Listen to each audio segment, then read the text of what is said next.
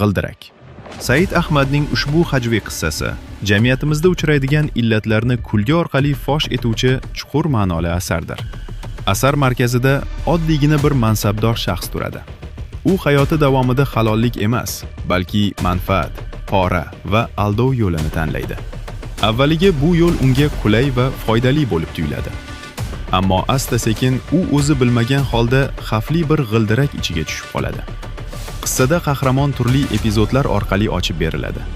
Hujjatlar orasida qolib ketishi, odamlar bilan munosabatida yuzaki va soxta bo'lishi, pul va mansab uchun vijdonini sotishi. Bularning barchasi g'ildirakning aylanishini tezlashtiradi. Qahramon oxir-oqibat o'zi aylantirgan tizim tomonidan bosib ketiladi. U qamoqqa tushadi. Bu yakun kulgili emas, balki ogohlantiruvchidir. G'ildirak qissasi bizga shuni o'rgatadiki, adolatsizlik va pora ustiga qurilgan hayot baribir halokatga olib keladi. Halollik insonni ozod qiladi, g'irromlik esa qamab qo'yadi.